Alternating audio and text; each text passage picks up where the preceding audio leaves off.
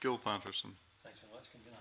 Yeah, I've got some points, Minister, on encouraging workforce innovation, one in general and one in a particular sector.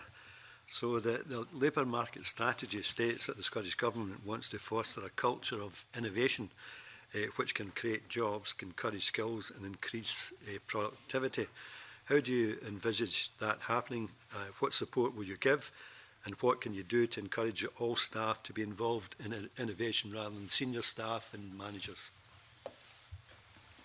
Well, I think that's why we want to try and get all sectoral interests round the table to reinforce that. I think the last point you made, Mr. Patterson, is absolutely critical. I think if and there will be many employers that are very good at this in terms of being responsive and listening to those working on the shop floor, for want of a better term, to hear what they have to say that could lead to measures that boost productivity by changing the manner in which they work in their particular working environment. There might be some others that aren't quite as responsive for whatever reason, so I guess it's about trying to ensure that where there's good practice, and we know that good practice will exist out there, can be shared and spread to other sectors.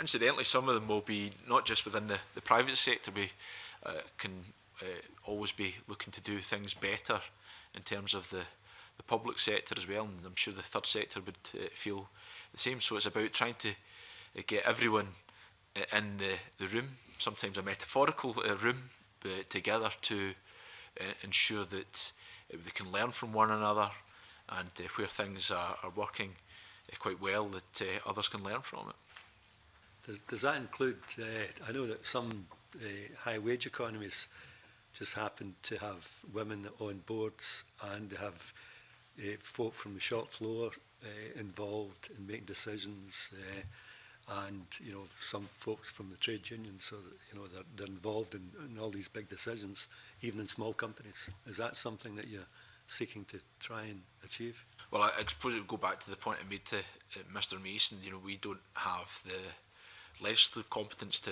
demand such an approach, but where such an approach could be demonstrated to be effective, then I think it's one that we should do rather well to explore further and see if it can be rolled out. And I'm of course open to us looking at any evidence to suggest such an approach can be an effective one.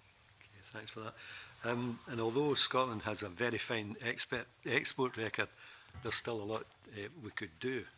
And since small businesses make by far the largest number of people employed in Scotland, I'm just wondering if the strategy includes work in that regard to encourage small businesses who are not confident in themselves about trying to find themselves in the export market, and also that they don't have the skills. So I'm wondering if the strategy would bring about the innovation there that would encourage that to happen.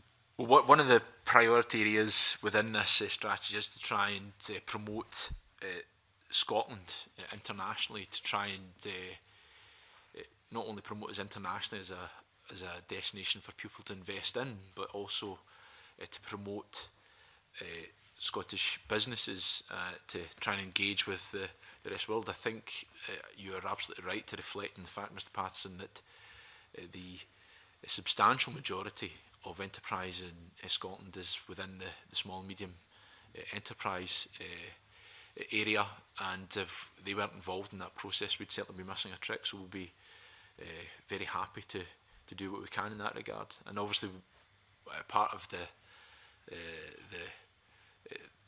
work there is through organisations such as SDI. There is of course the Enterprise Agencies review that's ongoing just now, so that'll be in the mix there as well.